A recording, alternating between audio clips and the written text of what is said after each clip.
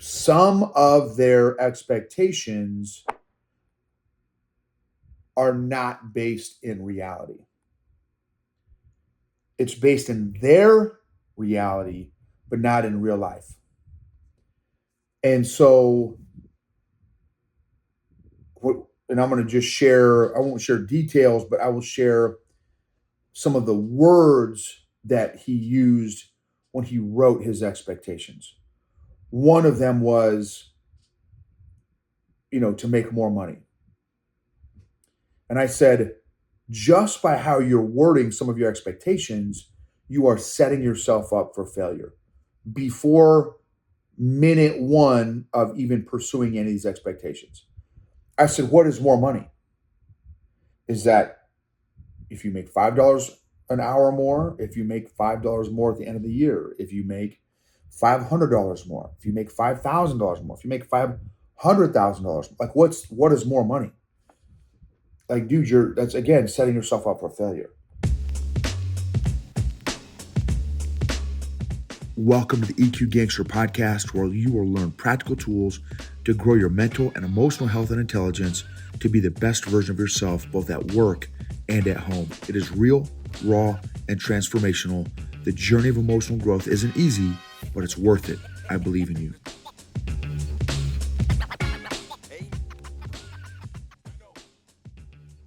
EQ Gangsters. I got to strike while the iron is hot. I just had an amazing session that went in a direction that I haven't gone before, but found to be very, very effective and impactful. If you are or know someone who is a C personality, the conscientious personality, for the DISC model, it's the dominant, influencer, steady, conscientious personality model. You can Google that.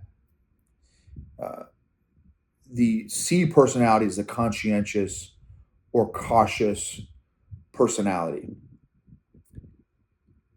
This client was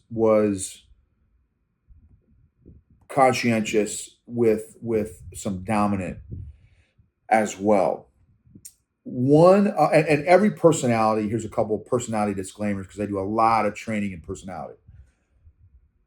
Every personality has strengths and weaknesses, so there's not one personality that's better than the other ones, or some bad personality. That's one disclaimer. Every personality has strengths and weaknesses. Number two, awareness of our personality is not for a crutch. It's so that we can better understand how we're wired, what our strengths are, what some of our weaknesses might be, and how we can continue to grow and improve. Continue to grow our strengths and improve our staff, our weaknesses. And so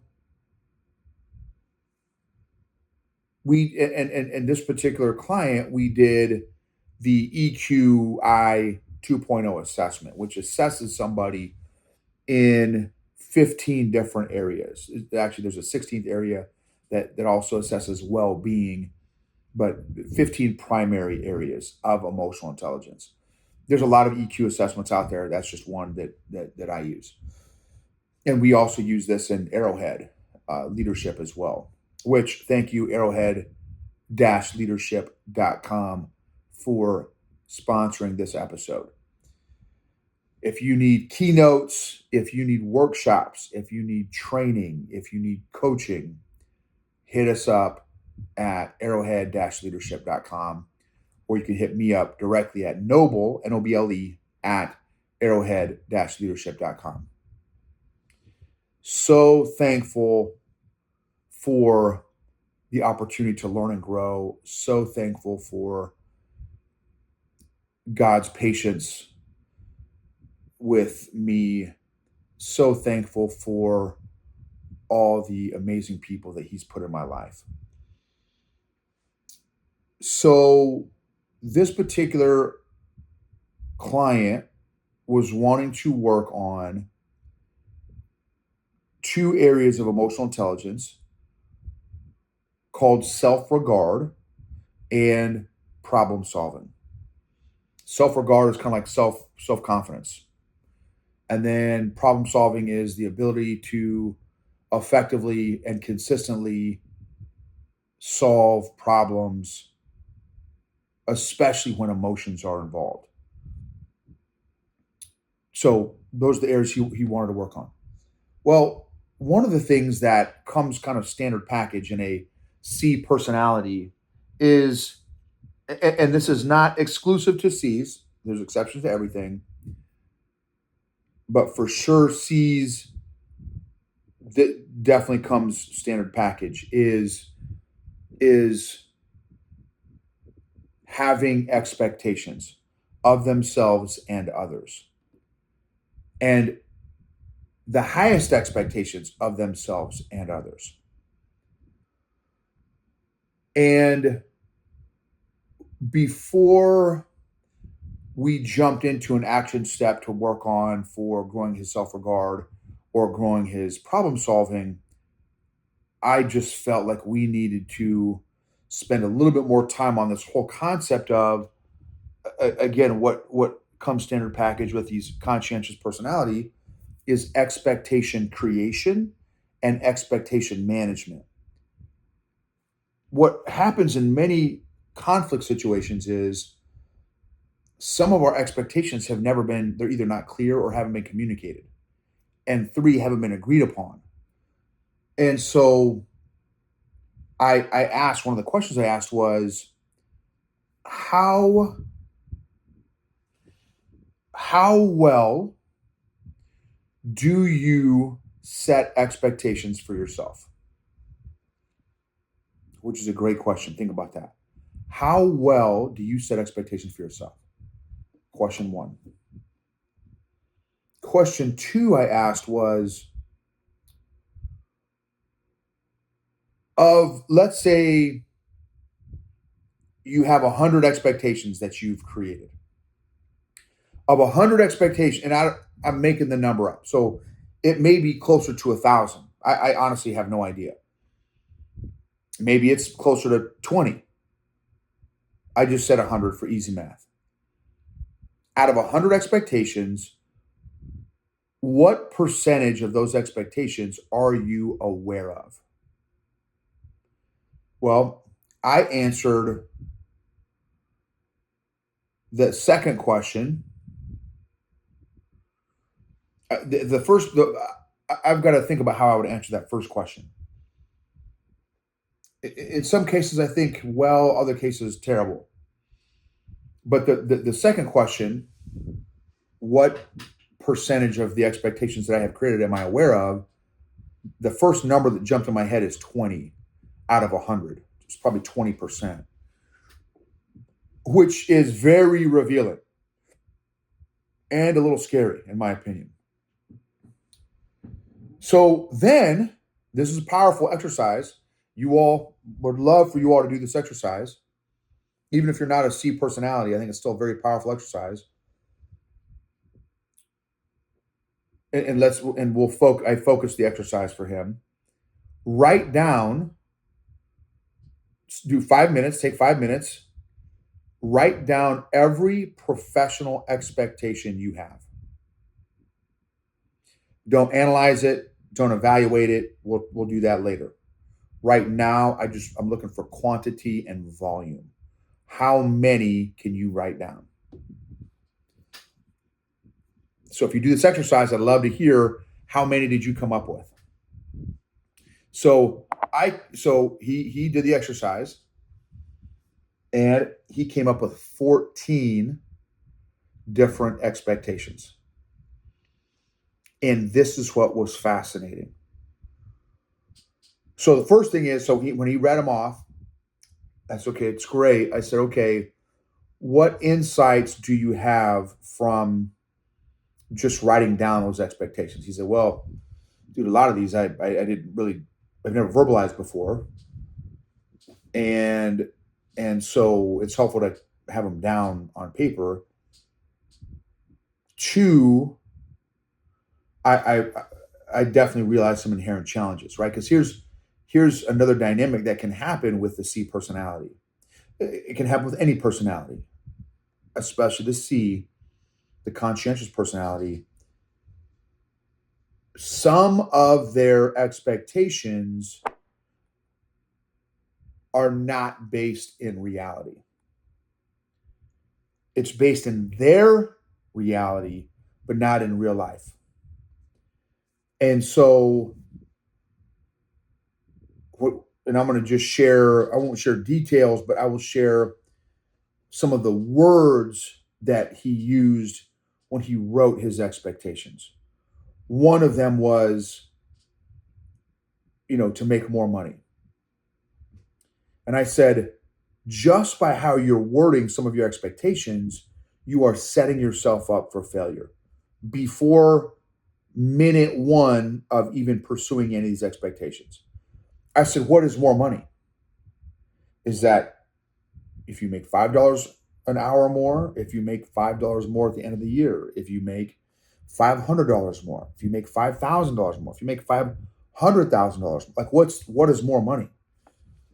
Like, dude, that's again setting yourself up for failure. Number one. Number two was one of them. He said was, I want to be able to understand everything. And I said, okay. I intellectually, I appreciate that because I love learning. I'm a learner. And so I love the idea of trying to understand everything. Is that a realistic expectation? And then like, to what degree of understanding can you understand everything? So another one was opportunity for growth. I said, okay, what does that mean? So my point is every single one of his expectations were not clear. I could have made a huge window of performance based on the expectations that he had for himself. So,